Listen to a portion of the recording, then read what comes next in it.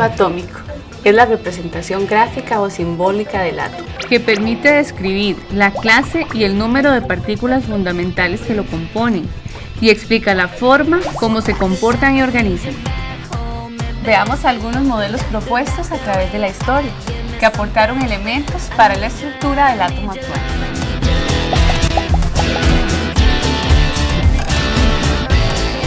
La primera referencia del átomo la dio Demócrito, el filósofo griego, y lo consideró como la partícula más pequeña sin división de la materia.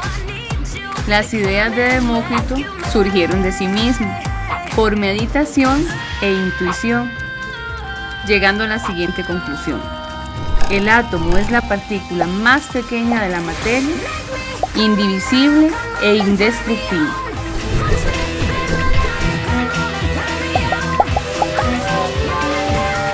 Después llegó el turno de John Dalton, científico británico, quien explicó una serie de leyes hasta entonces desconocidas y que se consideraron la teoría atómica moderna. Con esta teoría se explican la ley de la conservación de la masa, la ley de la composición constante y la ley de las proporciones múltiples. Dalton imaginó que los átomos eran como esferas compactas con tamaños y masas diferentes. Dalton propuso 3 postulados y dicen que los elementos están formados por partículas muy pequeñas llamadas átomos, los cuales son indestructibles e indivisibles. Todos los átomos de un elemento son iguales y poseen el mismo peso, mientras que los átomos de diferentes elementos, además de ser diferentes, tienen distintos pesos. Y los átomos se unen en una relación sencilla para formar compuestos. Joseph Thomson, al realizar un experimento con un tubo de rayos catódicos, logró determinar la existencia de partículas negativas dentro del átomo. A estas partículas les llamó electrones.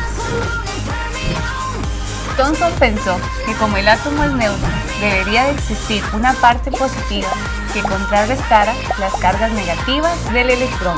Por eso, su modelo considera al átomo como una esfera de materia positiva y a los electrones metidos en ella como las pasas de un budín. El modelo de átomo propuesto por Thomson es conocido como modelo de budín o pastel con pasas, donde existen una serie de partículas negativas embebidas en un mar positivo. Este descubrimiento logró desechar el primer postulado de Dalton, ya que desde ese momento se considera el átomo divisible. Thomson también logró demostrar la relación entre la masa y la carga del electrón. Llegó el turno de Ernest Rutherford, quien estudió la naturaleza de las radiaciones, concluyendo que se emiten 3 rayos diferentes: alfa, beta y gamma. En un experimento bombardeó una lámina de oro con partículas alfa, en este caso núcleos de helio, observando que la mayoría de las radiaciones atraviesan la lámina sin ser desviadas y otras pocas son desviadas hacia atrás en ángulos agudos. Rutherford llegó a las siguientes conclusiones: el átomo tiene un núcleo en el que está concentrada la masa y la carga positiva. El radio del núcleo es de 1 por 10 a la menos 12 y el radio del átomo es de 1 por 10 a la menos 8 centímetros. Los electrones están en igual número a las cargas positivas del núcleo, pero están distribuidos en un espacio muy amplio fuera del núcleo. El volumen ocupado por un átomo es en gran parte espacio vacío. Posteriormente, con el aporte del científico Max Planck, el modelo atómico inicia su recorrido hacia una teoría cuántica, por medio de la cual se explicó que la radiación no puede ni emitirse ni absorberse de manera continua, sino que la energía es discontinua y consiste en paquetes individuales de energía, llamados cuantos o fotones. Es Niels Bohr quien propone que los electrones se desplazan alrededor del núcleo, como un pequeño sistema planetario. Por lo tanto, el modelo planetario de Bohr se puede resumir en 3 postulados. Los electrones se mueven alrededor del núcleo en trayectorias definidas llamadas órbitas. Los electrones están ubicados en niveles definidos de energía. Los niveles más inferiores son los menos energéticos. Cuando los electrones se mueven de un nivel a otro, ganan o pierden energía. Otro aporte importante de Bohr es que logró predecir con exactitud las longitudes de onda en el espectro de hidrógeno e introducir el concepto de cuantización energética, es decir, que los electrones poseen energía y se mueven en forma de ondas. Este es el modelo atómico que Bohr propone, en el cual los electrones giran alrededor del núcleo formando órbitas. No obstante, este ya está obsoleto.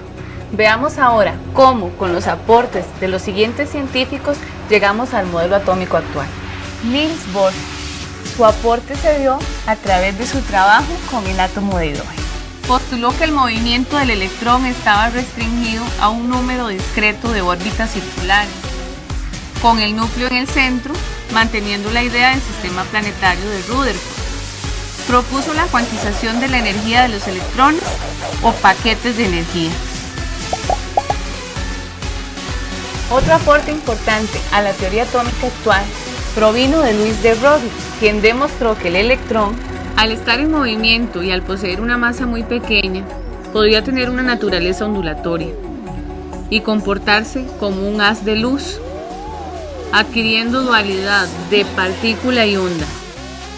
Relaciona la longitud de onda y la masa del electrón mediante una ecuación.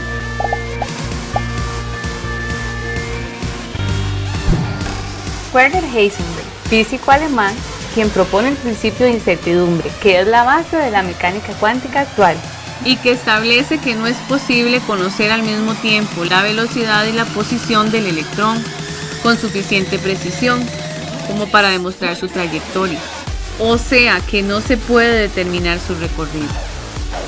En el núcleo se ubican los protones y los neutrones, y a su alrededor los electrones, en la nube electrónica, con los niveles y subniveles de energía. Todos estos aportes se unen para dar lugar a la ecuación matemática o de onda que describe mediante 4 números cuánticos el comportamiento del electrón. Schrödinger es quien propone el modelo atómico actual y que se apoya en las conclusiones de Bohr, de Broglie y Heisenberg. Este modelo también es conocido como modelo mecánico ondulatorio o mecánica cuántica. Hasta aquí la historia de los modelos atómicos. Siga siendo parte de Profe en Casa. Historia de la tabla periódica. A lo largo del siglo XVIII se fueron descubriendo diversos elementos tales como el oxígeno, el hidrógeno o el nitrógeno. A medida de que surgieran nuevos elementos, aumentaba la necesidad de un sistema que pudiera ordenarlos. Dalton Ideó un sistema de símbolos para los elementos basado en puntos y círculos. Unos años más tarde, Berzelius dividiría los elementos en electropositivos, metales y electronegativos, no metales.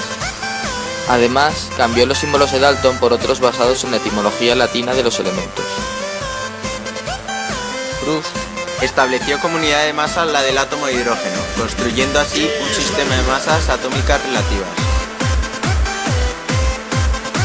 De Wegener organizó los elementos semejantes de 3 en 3, formando tríadas. Resultaba que la media de las masas atómicas de los elementos extremos equivalía a la masa del elemento central. He aquí un ejemplo. En el año 1864, Saint-Courtois ordenó los elementos en función creciente de su masa atómica, de forma helicoidal. Este modelo se denomina tornillo telúrico. Además, al trazar una línea vertical, pertenecían a ella elementos con propiedades semejantes. Sin embargo, la complejidad de su modelo la abocó al desuso. Un año más tarde, John Alexander Newlands, un gran aficionado a la música, se percató de que al ordenar los elementos en filas horizontales según sus masas atómicas, el elemento octavo tenía unas propiedades similares a las del primero, el noveno a las del segundo y así sucesivamente, al igual que en las escalas musicales. Por lo tanto, los elementos con propiedades semejantes quedaban encuadrados en la misma columna. No obstante, a partir del calcio dejaba de funcionar, por lo que la comunidad científica no aceptó su teoría e incluso la llegó a ridiculizar. En el año 1869, el químico alemán Meyer divisó una cierta periodicidad en el volumen atómico de los elementos. De hecho, al representar gráficamente el volumen junto con la masa atómica, observó la aparición de diversas ondas, las cuales servían para delimitar los periodos.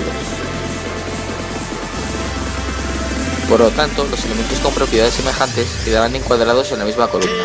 No obstante, a partir del calcio dejaba de funcionar, por lo que la comunidad científica no aceptó su teoría e incluso la llegó a ridiculizar.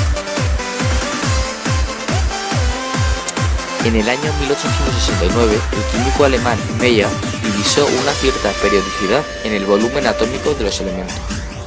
De hecho, al representar gráficamente el volumen junto con la masa atómica, observó la aparición de diversas ondas, las cuales servían para delimitar los periodos. Sin embargo, su trabajo no se vio recompensado debido a la aparición casi simultánea de la tabla periódica de Mendeleev.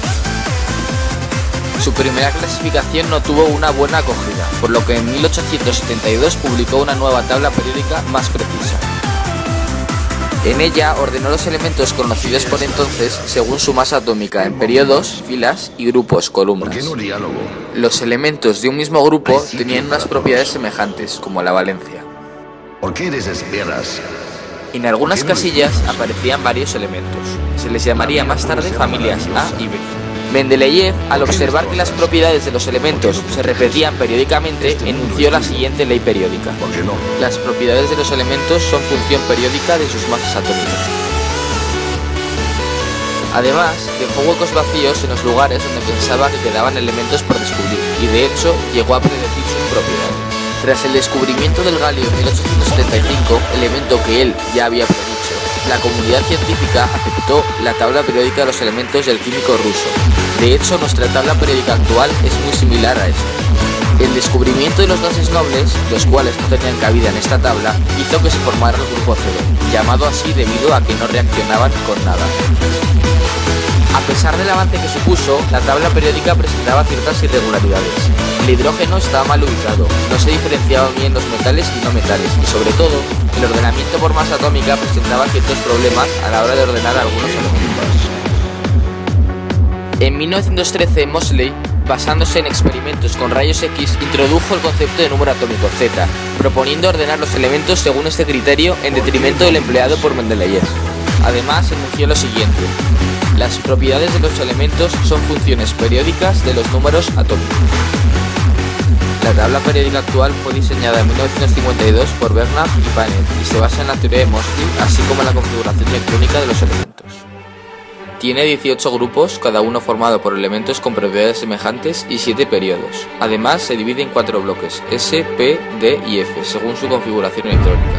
Asimismo, los metales, no metales y metales de transición están mejor ubicados.